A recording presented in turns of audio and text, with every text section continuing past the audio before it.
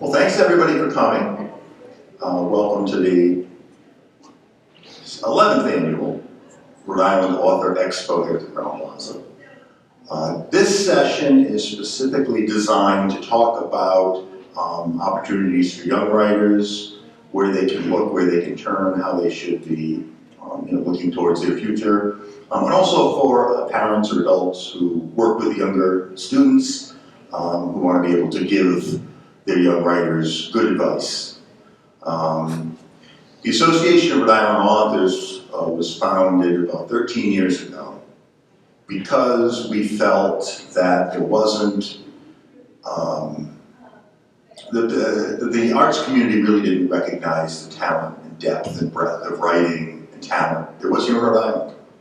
I know when I put out my first book 12 years ago, I was very disappointed with the response it got, not from readers, but from the arts community.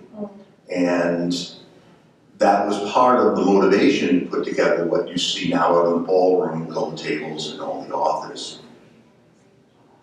And one of the questions that comes up year after year is from younger writers, sometimes as young as 9 or 10 years old.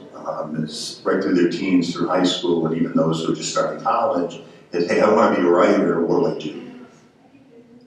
And honestly, it's easier to go online and go out and find information on how to be an engineer or a doctor or a dentist than it is about how to be an author. So for many years I wanted to put a panel like this together where we could talk about what it is that the next generation of writers should be looking towards. So what I'd like to do first is introduce, I'll let our panel introduce themselves. Lynne, do you want to start? Sure. Hi, I'm Lynne Heinzmann, and let's see, beginning of my life, I was a ballet dancer up until my 20s, and I was an architect for 30 years, and then I went back to school, got a master's in fine arts, and I've been a writer for the last 10 years and absolutely love it. And I'm a book coach also, so I help other people write. I've had 4 books published. The first one was historical fiction. The next 2 were about the Rhode Island Lighthouse. If anybody's ever been to Rhode Island, I wrote books about that. And then this last one that just came out in October is by Cats Don't Talk, and it's about a young woman that's a pianist in Exeter, Rhode Island, actually. So that's the latest one there. Let's see, what else? Just absolutely love being part of ARIA and being here, and looking forward to just hearing your questions and talking about how to be a writer. It's so fulfilling, it's so exciting. So there we go. Great. Angelina? Yeah, so I'm Angelina. I'm a musician, writer, and journalist, and editor, and probably more things I'll add to my hat with time. I'm also really into holistic medicine and pursuing a career in energy healing and stuff like that. So just a lot of new things on the horizon. But I'm here today because I love writing, and I use books as a way to cope with life and people and things that are difficult. And whether it's like a really silly crush that lasts for 7 years for no reason, or bullying that lasts for 10 years for no reason, or just dystopian ideas that I came up with because I had nothing else to do for no reason. No, I'm kidding. But yeah, I mean, like, whatever kind of writing journey you find yourself on, there's so much out there. And I'm really happy to be part of ARIA because I'm on the board, I manage some volunteers today, so hopefully everyone's been helpful to you. And I'm just glad to have a community of people that have a passion for the craft of writing, but also know how to support one another and aren't in competition, but rather supporting and treating each other. So it's really nice to know that regardless of skill level or style or genre, we're all here because we care about writing and we care about each other. So I love being part of ARIA for that reason. So yeah. Well, thank you. And then finally, my name is Steve Porter. I'm the author of 3 books with my name on it anyway. Ghostwritten 15 others. I also am the owner of Stillwater Books, along with my wife Dawn, of course, in West Warwick. We just moved from Pawtucket. And we also are a hybrid publisher, Stillwater River Publications. So in the ballroom, you'll see all our things. So I think, like everybody else here on the panel, we do lots of different things. And that's probably one of the key elements of probably being a good writer is you've got your fingertips in lots of different worlds. So what I'm going to do is ask a few questions of our panel to start, and then I'd like to turn it over to the audience, because usually in panels like this, in my experience, the best questions come from you guys, not those that we have pre-planned ahead of time. So, but to get things rolling, I'll ask first to our panel, maybe Angelina, you can start. How old were you when you started writing? Are we talking writing books or writing like anything? Just anything at all. Middle school probably. I don't think, well, I published my first one in college. I was 19 when I published this one. But, you know, in middle school I remember writing like little short stories like for school, or like, I think at one point I even wrote like this like sort of devotional like Bible study thing. I don't know. It was a middle school thing. It was cute. I don't know. But, you know, so stuff like that, that's very like, you don't do anything with it, you just kind of like write stuff because you want to, you know. And then when you get older, you're like, wait, I could actually do something with this. So I started to write stuff, and then someone at my church was like, oh, you could publish that yourself. And I'm like, really? So I went on Amazon, KDP, and I just uploaded a picture of my own face, because I was very bold that year apparently. And I doctored it up and made it look interesting, and I'm just like, okay, we'll use that.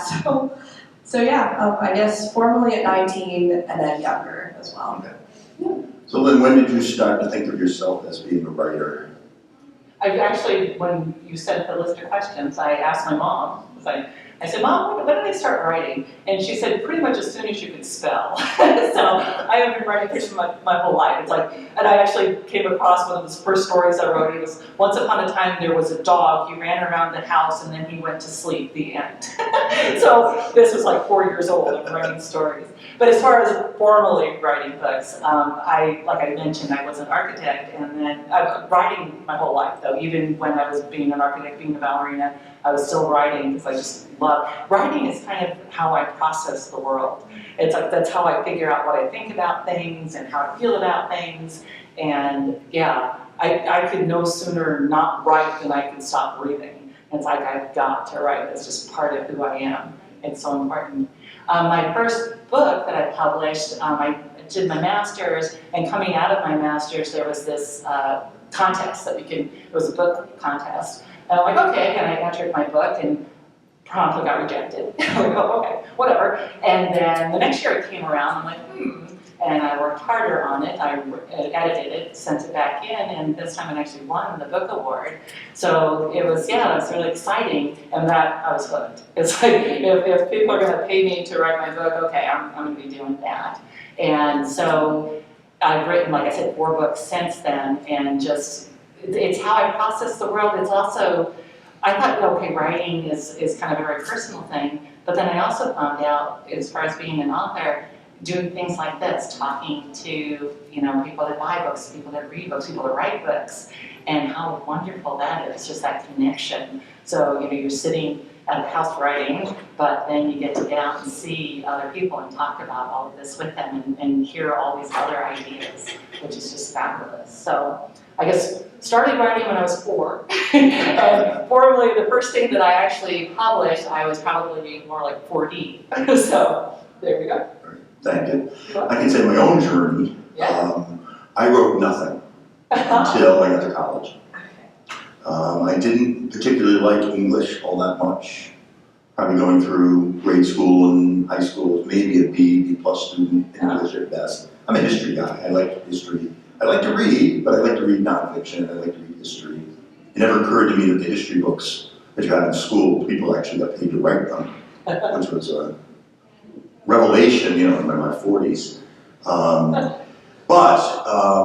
It wasn't until I got to college, and I went to college as a computer science major, and not to age myself too much, but there were no laptops or cell phones or anything like that back then. It was just these giant mainframe computers. And they made me take a 6-credit communications class, because anybody who's in computer science obviously can't write a lick. So we have to actually train them how to write. They took this class with 300 people, and they gave us an essay, which I didn't bother writing until about midnight before it was due. And of course, there's no laptops, so it was on a Smith Corona, and to write it out. So from like midnight to 1 a.m., I knocked out this 2 or 3 page essay and turned it in. And a couple of days later, after the professor had a chance to read all 300, came back and absolutely chewed us all up. It's like, what a bunch of junk. You didn't follow the directions. These are so badly written. And he just ripped us all to the end of the earth. But there was one that did it perfectly. And he pulled out and read my essay. Oh my. And he said, now that's what you all should have done. Cool. So after class, I went up and asked the professor, I said, that was mine. Am I supposed to read? He said, it was great. I loved it. It was fantastic. It was right to the point. He said, who do you write for? I said, I hate writing. Why would I write for anybody? And it was kind of that moment, that transformative moment, where within a week, I was a staff writer for the literary magazine on campus.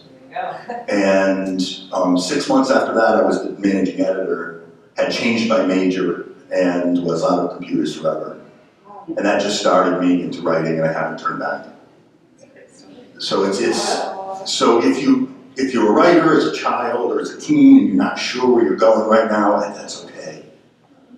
And it wasn't until I got in my 40s where I actually wrote my first actual book. So the next question on the list, knowing what you know now, because you both have books you've completed and finished, you're both accomplished and writing regularly, what things would you have done differently? I guess I'll take this one to start. I feel like, starting when you're writing young is so interesting because you also lack emotional maturity. So there are things that happen and you're like, wow, I did not perceive that correctly. Like, hello. So when you write about life experiences that happen when you're younger, it's kind of like, well, could I have done that differently? Maybe. But writing is cool because it gives you that place to like, sort of hindsight 2020 and all that. But if we're talking strictly about writing craft, I would say, there's some formatting things and whatnot, but beyond that, I think tonally, I want my characters to sound real, and it's so easy to get so caught up in all the like logistics and structures that you lose that humanity behind it. So I would say to like, don't write a book, write a story, because then you're not thinking about publishing, you're thinking about the quality of what you're sharing with the world. And then you can worry about all that stuff later, but think about it as a message or a story or why it matters and not just like the package you're putting it in, if that makes sense. All right. So thinking about that question, I think my first thought would be, when I first started writing, I would just start writing. I would start write. And 300 pages later, I finally figured out what the story was about. So if I had to do things over again, or what I've learned, is that they talk about plotter versus pantser, whether and I've learned that it makes an awful lot of sense to figure out where you want to go before you start trying to get there. So even if you change your mind, it's like people say, well, doesn't that wreck your creativity? And I find it just the opposite. It's being an architect, it's kind of like you have a structure, and then the structure holds the building up, so I don't have to worry about the building holding up now, and I can then design all the rooms and make them really cool because I don't have to worry about it. Same thing with a book. It's like if you've got an outline, if you know where that book's headed, then you've got the freedom to just kind of go nuts and just write whatever you want to in there that's going to tell the story. But you've got that outline. So, what is that outline then? So that outline is, what's the point that you're going to make with your book? Let's say I'm writing, like this book. This book is about a young woman who's a pianist. That doesn't tell you much. So what's the point I'm trying to make with this one? And the point of this book is that family is what really matters. Now how do I write? That's my structure, that's my idea there. How am I going to write the book that's going to be to that point? So first you got the point. Then you figure out, the character. You got a character, and she's going to start the book, and then she's going to end the book. If nothing happens to her, nobody's going to want to read it. So you're like, well, nothing happened, right? So what happens to that character from the beginning to the end? How does she change? That's all part of the structure that you figure out ahead of time. And if you figure all that out, you know where you're headed, the story just kind of writes itself. It really does. I'm working with this group, it's called Author Accelerator, but they do this thing called the book blueprint, and you actually figure out each chapter what's the plot, so what's going to happen in the chapter, and then what's the point, how does it relate to the overall book? Yeah, that's a good resource. So they have things on YouTube. It's a really great resource that I can recommend highly. And it just, again, it gives you that framework, and then you just fill it in with all the cool stuff, all the fun stuff. And that's where you really get to shine. Some people talk about rough drafts and then revision, and they go, oh, I hate revision. That's where the magic happens. The rough draft is just kind of the blah. You get it all out on paper, you get the overall story. The revision is where you polish it all up and make it make something, make sense, make a point. That's where the magic happens. If you actually look at or speak to just about any author, they'll tell you that the rough draft is probably about 30% of writing a book. Revision is 70%. That's where the magic happens, and that's where the fun happens. Because you've already got that structure. Your book's standing up, it's fine. Now you get to polish it up and make it really cool and fun. Yeah, I also love the term planting versus pantsing or plotting. It's kind of a mix. I think that's what you're illustrating. Good word. I haven't heard that. Yeah. Definitely. Yeah. See, I tend to be a plotter. The idea is your pantsing is writing by the seat of your pants. Yeah. Just, you start with the first sentence and see where it goes. And I honestly, and I will be willing to debate this with any pantser, but I don't think you can be a good writer being a pantser. I'm like 10% plotting and 90% pantsing. Like, if that makes sense. Like she said, you have the structure, it's not gonna fall, but you're leaving it open to embellish it as you go. So I would say that's what I do. Yeah, and I think even if you are a plotter, as long as you're open to the idea that things will change. Yeah. It's like you'll start with, okay, this is where I think I'm going, and I can't tell you how many times I revise my outline or my whatever and make it, because it didn't go where I thought it was going to. And instead, okay, I'm gonna go this way instead and make that make sense. And so you just revise. And so it doesn't ruin your creativity, it actually enhances it. Because again, you've got the freedom to do whatever you need to or what you want to. Yeah, just don't marry yourself to your first outline. Yeah. It'll limit, like, if you think that you might accidentally get too glued to it, you should force yourself to avoid outlining too much, which is why I don't. Because I'll give myself tunnel vision and that's not gonna help me. So it's subjective, I think another thing that I'd like to mention as far as like an outline kind of thing is it so cuts back on how much, well, let's just put it this way. Okay, my first novel is about 300 pages long, and I probably wrote over 1,000 pages of stuff before it got boiled down to those 300 pages because I'm just hunting, trying to figure out, because I didn't do an outline with that one. I didn't have a plot, an idea, a book blueprint, and I was just kind of winging it.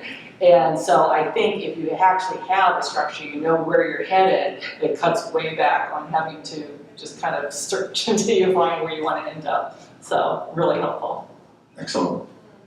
Next question here, I think I'll answer this one first, so I do have a thought on this, which is, what advice would you give to a young person just starting out in this business? And this might sound very simple, but my advice would be you have to become a better writer. Mm-hmm. And what I mean by that, and that's not a put down of someone who's young and just starting out, I would say that give that same advice to every single person who's sitting in the ballroom behind us, including myself. Writers write. So keep writing, write something. If you're trying to work on a bigger project, like a novel, which sounds intimidating to someone who's just starting out, you could try it. You get stuck, it's not going well, put it in the drawer in the desk, forget about it, never throw anything away.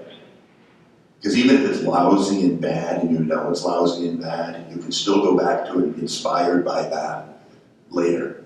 You don't have to ever publish it, you don't even have to let anybody see it. And you learn something by writing it too. So you've learned by writing it. So it's write every day. It's finding that time, subjects that you're interested in, even when you're not interested, write anyway, and then save it all. I think that's as far as the best advice I could ever give, because everybody needs to get better at their craft, and that's true of a football player or an engineer or a doctor. You don't want your doctor to say, well, I was good enough in college, so, why do I gotta look into this anymore? Oh boy. Now, what are your thoughts on that? What advice would you guys give to a young writer? I think be confident that you've got something to say. That took me forever to learn. So whenever I meet a young writer, that's the first thing I say, be confident. If you've lived past the age of 12, you've got something to tell the world. You've got something to share. You have something unique. You're the only one that's lived that life, that's done those particular things and been those particular places and met those particular people. So even if you're writing a story that's been told a million times, nobody's told it from your perspective. Nobody's told it the way you could tell it. So you've got something to share with the world. Be confident in that and then just go for it and just do it. And I joke with people, they ask me, all my books were traditionally published, so I went out and got people that were willing to publish it, and they're like, how did you find a publisher? And my answer to that is, I might not be the best writer in the world, but I am probably the most stubborn. And it's like, my second book got turned down by the publisher 3 times, and I just kept going back, and finally the 4th time they said yes. And it's like, sometimes that's what it takes. You just have to be sure that you've got something worth saying, and you've got to listen, people. You're going to listen one way or the other, so you might as well just give up and listen now. So, yeah, be confident. You can do this. Yeah, to build off of that point, I think it's very easy to get jaded and be like, oh, everyone's written everything there is to write, like I can't do my own thing. But the thing is that nobody can tell your story. Like, if you like Divergent or Hunger Games, like write your own version of that. I'm not saying to rip off somebody else's idea, I'm saying, like, tonally, I've taken things from other places, because everybody does. Like, you're gonna take similar ideas and similar concepts, but you make them your own by adding your own characters, your own flair, your voice, your style, different nuances that, like, make it your own. So there's nothing wrong with that, and people are still gonna read your book, even if they're like, oh, this sounds like Star Trek, this sounds like something else. It's like, that actually makes people want to read it. Like, so many times I'll see on like the back of a book, they'll put like, for fans of Marissa Myers and the Cinder Chronicles, which are amazing, by the way. Lunar Chronicles, my bad. And they're so good. I read them recently, amazing sci-fi books, sci-fi fairy tale retellings. And there's nothing wrong with that, and you should own it. And if they call it a comp, if you say, I took like general ideas and styles from like XYZ author, you would say, oh, these books are comps of mine because they're bringing to mind like the concept and stuff that I've used. So you should celebrate that and don't feel like you can't bring something new to the table just because maybe your ideas overlap with somebody else's. I do one thing just to add. I like to mention one of my previous lives, I was a ballerina. Do you know in ballet there's 87 different ballet steps, and that's it. In the entire history of ballet, that's it. And what you're seeing is people combining them in different ways. So you take whatever ideas you've got and you're presenting them in your own way with your own slant on them. So if they can take 87 different steps and make all the different beautiful ballets that have been made throughout the world, and they can do that, you can write a story, absolutely. Because just think of how many, you've got a lot more than 87 things to work with. So yeah, you just go nuts and trust it. You got this, you can do this. Well, the alphabet's only 26 letters, There you go. So how is that any different, right? Exactly, good point. We all have limited tools, but we have infinite imagination, so. Perfect. That's the old joke that if you own a dictionary, you own every book that's ever written. Yeah, exactly. There you go. Okay, so I think the next thing I want to kind of get into a little bit, a little more pragmatic, which is we know the internet can be a scary place at times, and there are a lot of predators out there looking for your money, your security, your credit card numbers, and worse. So it's hard to send people out onto the internet to get good information on becoming a writer or becoming an author. Where would you advise teens and their parents to turn? There's a really good Facebook page I used to be involved with called 20 Books to 50K. I'm sure you're familiar. Oh, I was there. Yeah, you were, that's right. I know people from our area were in that. And years ago when I started writing, it was really helpful.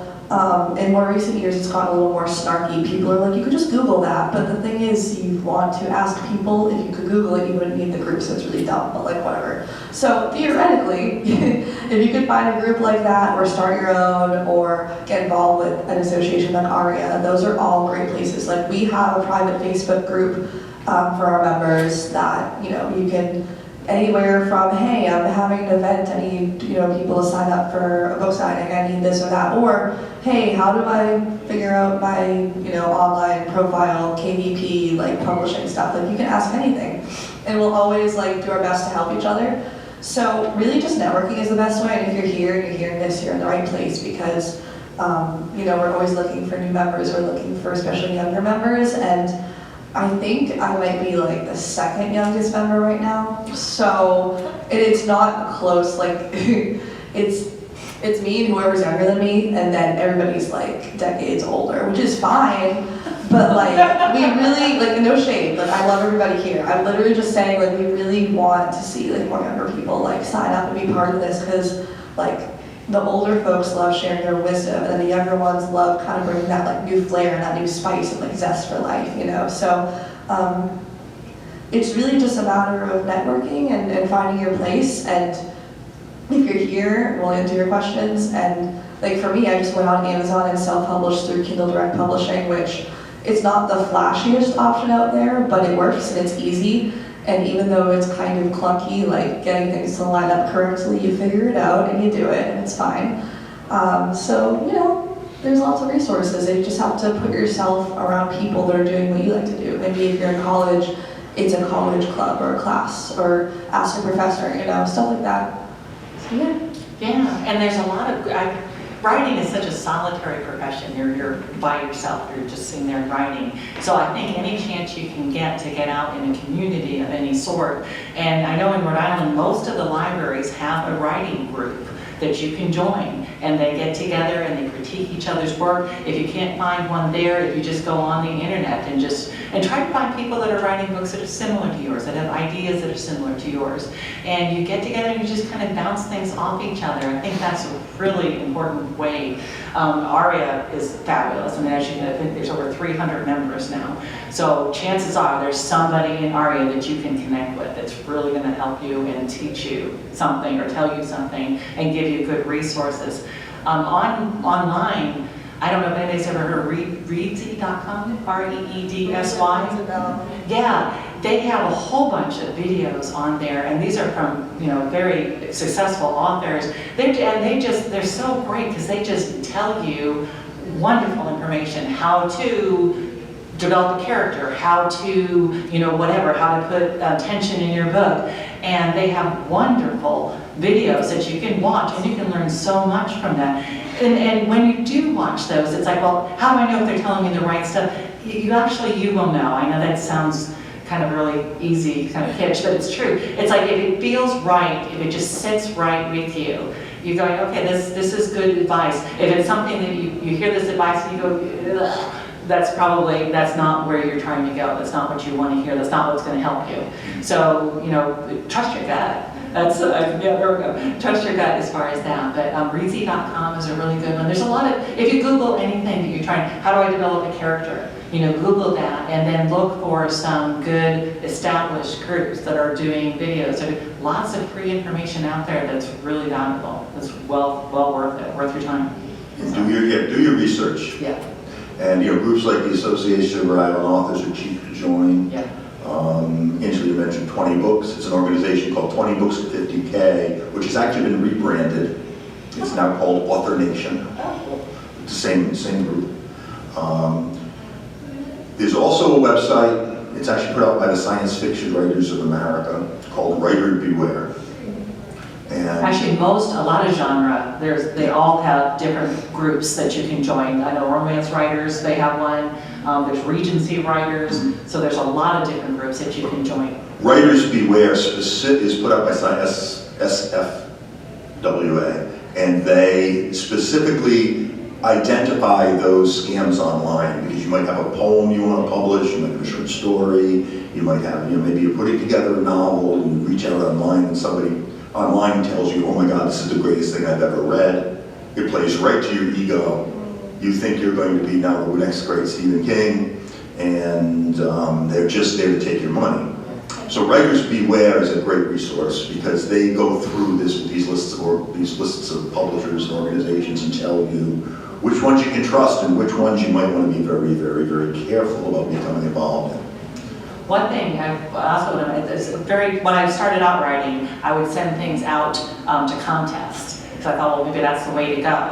And I, through the years, figured out that when you do that, make sure the contest is going to give you something for your money. Because you have to, they all have a thing that you, usually it's like $20 or $50. If it's anything more than that, I think I would skip it. But usually you can get a review or a critique from an established writer or something like that in exchange for you submitting to that. So look at it, think about it, use your logic, make sure it makes sense to enter, look at where it's going to be published. Is it going to be published in a print magazine? It's going to be published online? Is it going to be something that anybody sees, or is this just a money grab? And there are a lot of money grabs out there as far as, please submit and we're going to make you a famous author. Yeah, no.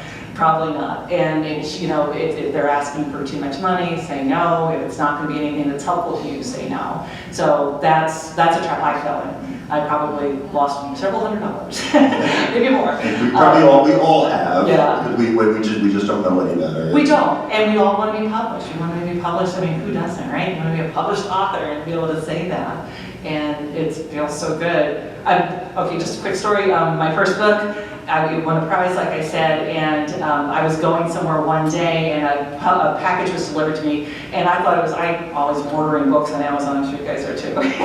So I thought it was just an Amazon book, and I opened up the package, and it's the proof of my book, and it had my picture on the back cover, kind of like this one did, and I'm standing on my front porch just screaming, just, oh my gosh! It's just the feeling of actually having something that you wrote, and holding it in your hands is just, I had 2 children, and holding them was really cool too. But holding your book is much better. I tell you, I mean, the babies took 9 months to grow. The book took 7 years. So hey. Yeah, don't have kids write books. No, there you go. It's such a feeling. It's so worth it. But again, just yeah. All right. So I promised we'd open up to questions from the audience too. So let's try that.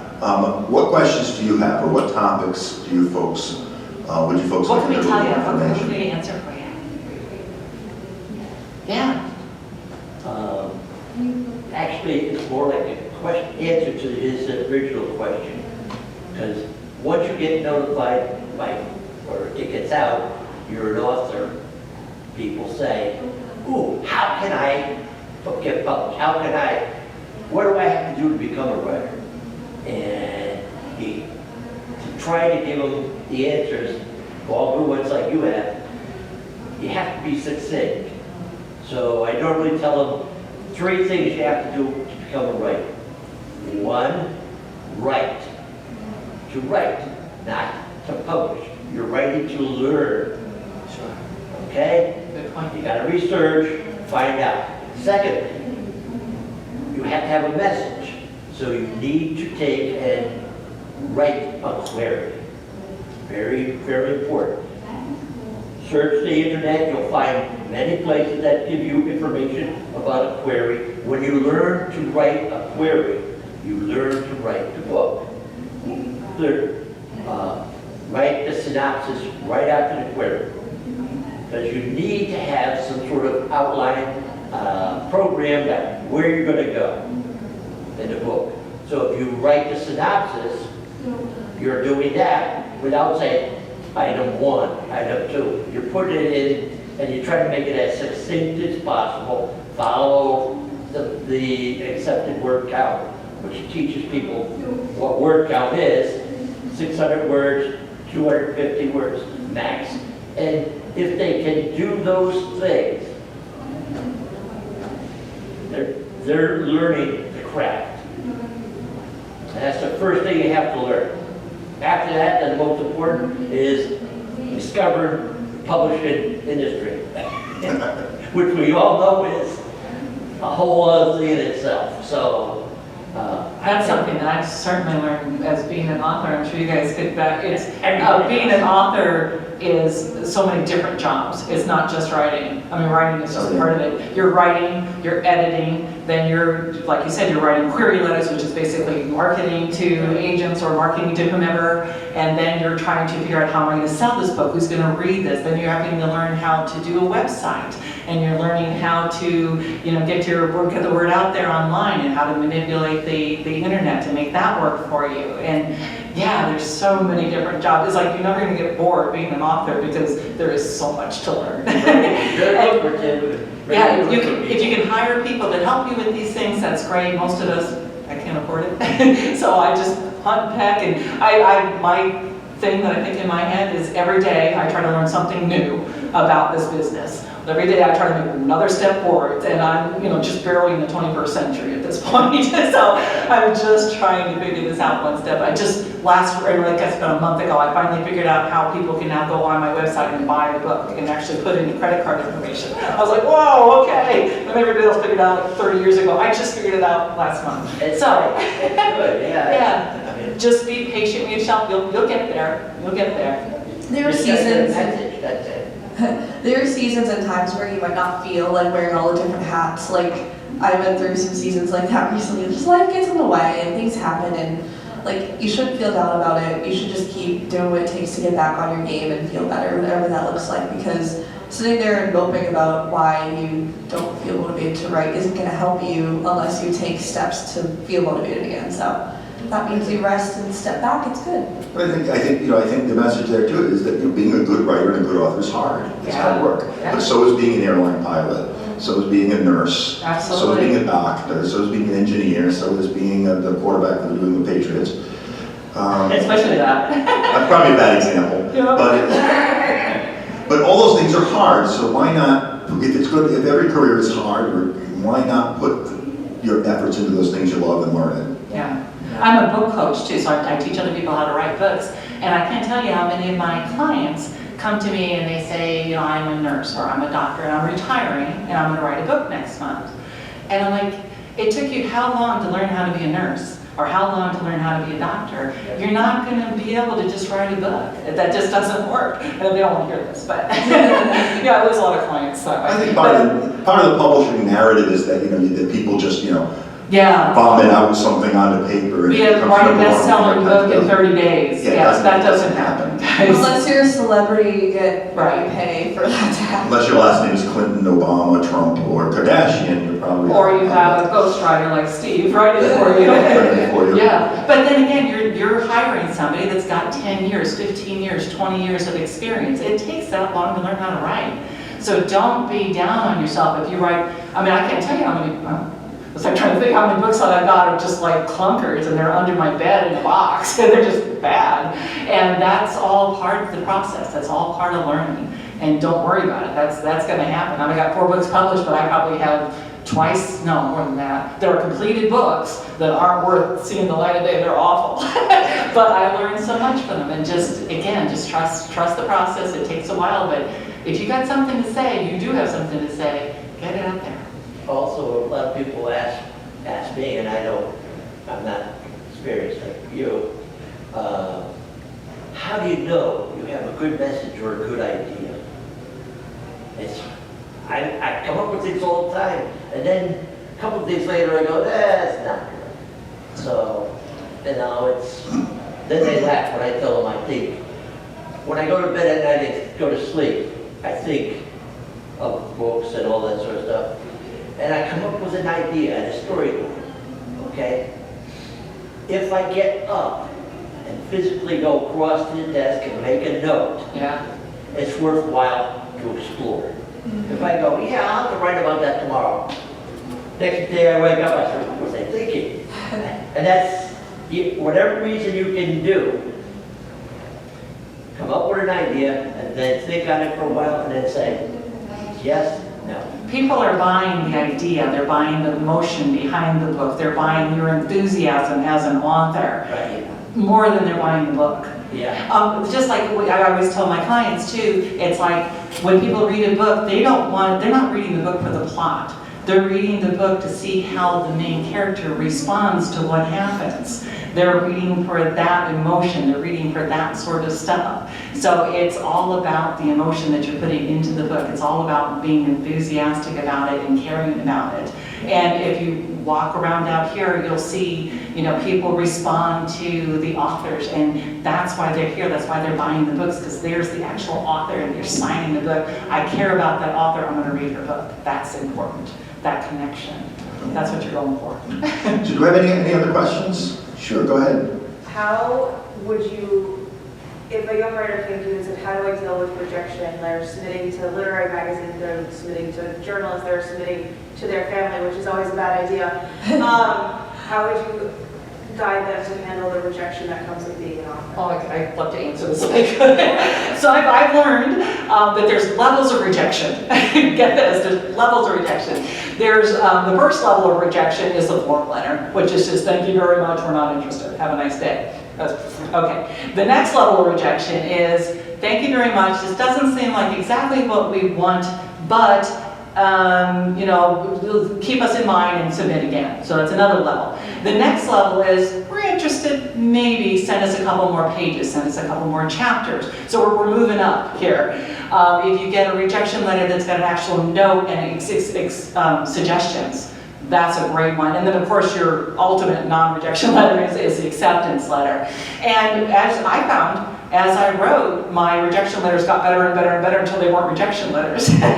So again, I guess my advice would be just stick with it, that you'll get there. There's a book, I don't remember the title, but there's a book out there, it's a collection of rejection letters. Oh, yeah. That people like Hemingway, Faulkner, Sure. Melville got, all their rejection letters. And so hopefully that's a little bit of inspiration. It's like, just write what you write, just keep writing, and don't worry about it. Stephen King's book on writing, I don't know if you haven't read Yes, that. the I mean, he greatest. talks about how his stories were rejected 100 times. I mean, he had a nail on his wall that he stabbed his rejection letters onto, and he had 100 of them. The nail fell off the wall. Exactly.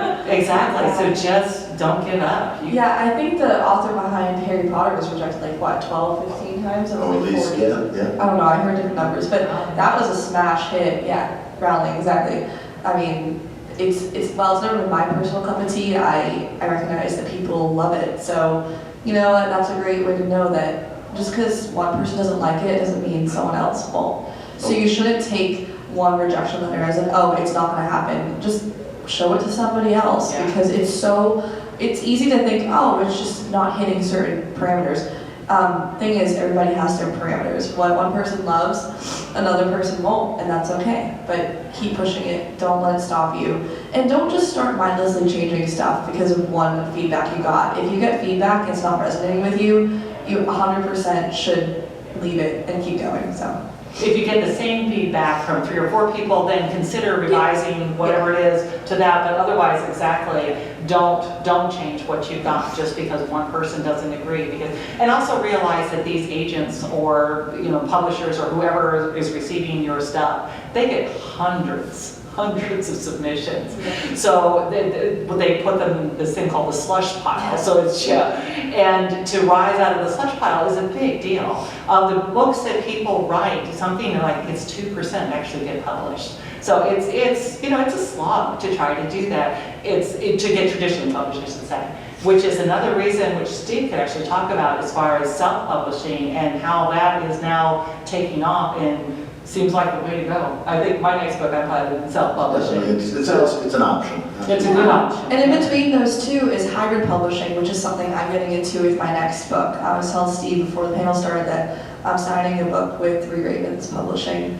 Hopefully by the end of this year I'm going to have the rough draft into the editors. So they liked the concept. I met this guy, I think it was a Situate Art Fest actually. No, I met an editor guy who walked up to my table and we were just chatting. He's like, by the way, I'm the editor for whatever company that's like, oh, damn, really? Okay, great. So I'm talking to him, and he's like, my stuff is more military oriented, but you should talk to my buddy. I'm gonna send you his email, and you should share your ideas with him. I'm like, all right, sure, whatever. Turns out the guy really loved my concept that I'm working on, and so we had a Zoom call, and he's like, yeah, I want to work with you. I'm like, oh, paying great. So Can you talk a little bit about hybrid and what that means, just in case people don't know what of that course, yeah. So hybrid is cool because you still retain a lot of creative licensing with obviously the story, cover art, editing process you'll be involved in, but they bring all their experts to you, meaning you don't pay anything up front, which is very important.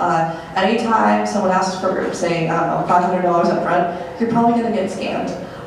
This arrangement is great because it's going to be a royalty split, so I'm paying nothing up front, like literally $0.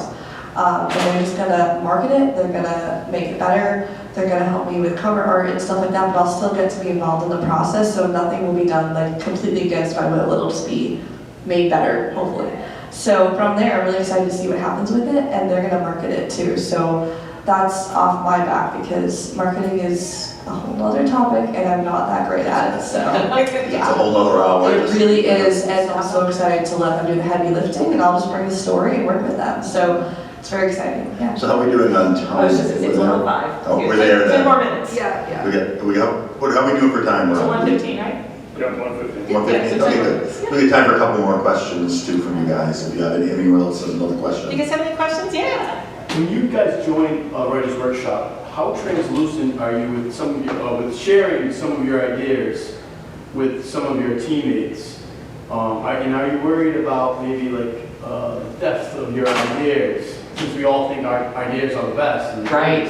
That's something that I worried about when I first started writing, and then I realized that nobody can write it the way I'm writing it. Exactly. Even if it's I've seen books that are like the same idea, 2 books that are exactly the same idea, but you couldn't get more different as far as those 2 books. So it's not, you can copyright your book, there's all that whole process, and people can tell you about that. I'm not an expert on that at all. But as far as that, it's not something that I feel like you really need to worry about too much, in my experience, just because nobody's going to write it the way you're going to write it. That's my 2 cents. I don't know what you guys think. Yeah, I think that initially, when I first started writing, I started sharing stuff. First of all, if you share your writing with your wife, your mother, your best friend, they're going to tell you you're brilliant. And, it feels good, but it really isn't very helpful. Is getting involved in writing groups. And the first few people who read my original work, they would tear it apart, and I'd be devastated. And now, as being more experienced, I know when I've written something that's good. It may not be perfect, but if you rip it apart, I'm not going to lose sleep, because I know I wrote something good, and maybe that's just that one person who doesn't like it. And then it also is important to try to get involved in a writing group of some kind with other people who have experience, and let the experienced writers tell you, you know what, there's some good stuff about this, but there are parts of this are just not right. Yeah. You need to fix X, Y, and Z, and take it to heart rather than crying in your breakfast in the morning. As a book coach, That's a and hard also lesson. That's a really hard lesson. as a member of writing groups, I find that it's really helpful to kind of, I guess, artificially construct. So you say positive things about, these are the things that I think are successful, and then these are the things that I think you could work on, and here are a couple suggestions going forwards to maybe make some changes. And take them or leave them. These are just my ideas. This is just an idea to see if this works for you.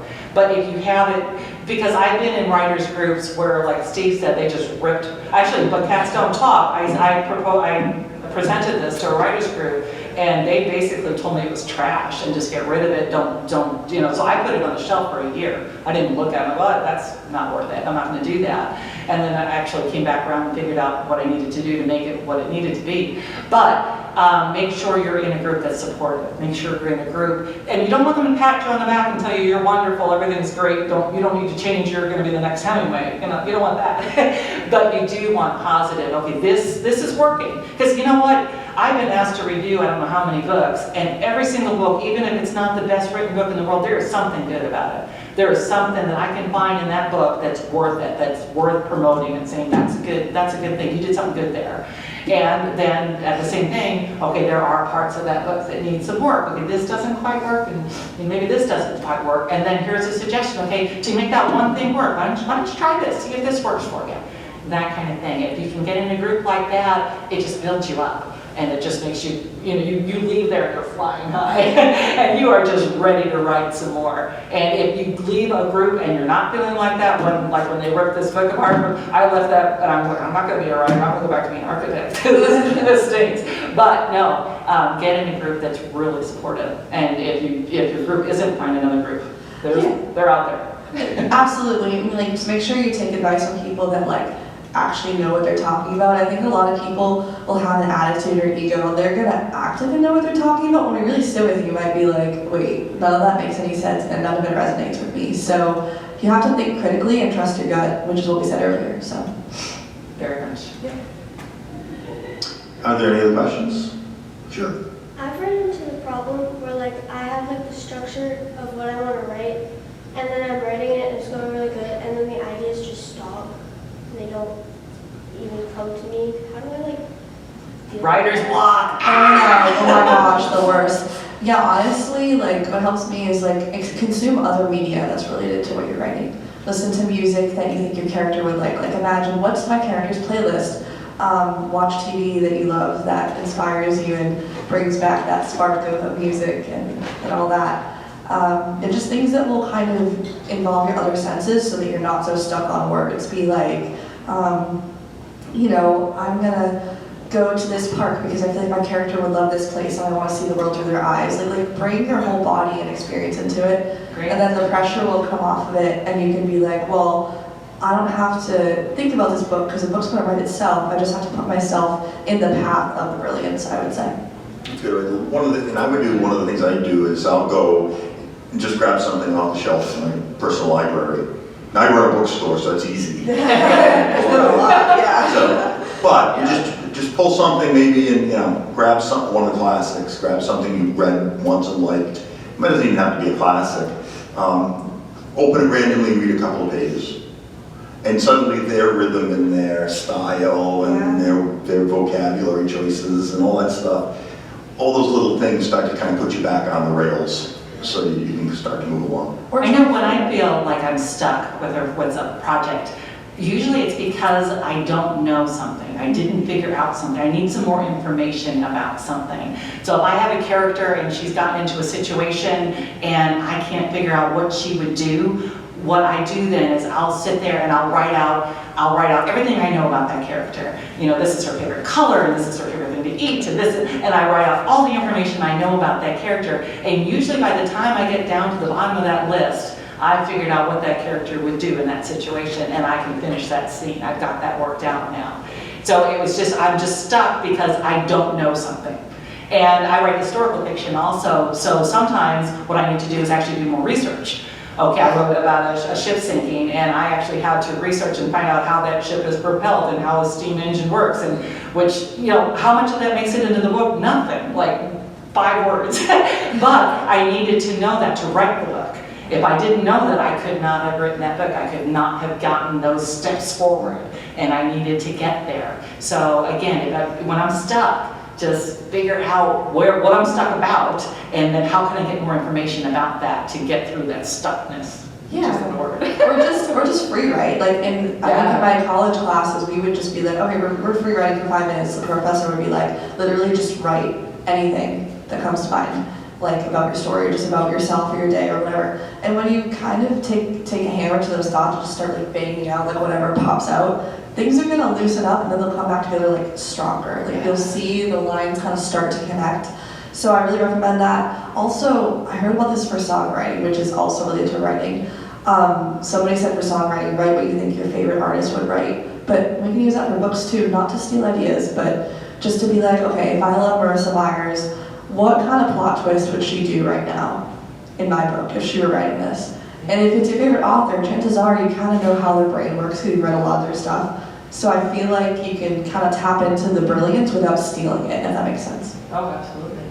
Good advice. So we have time for one more? It is 1:13. See that? 1:13. One more question. Rapid fire. Anything else? What else can we help you with?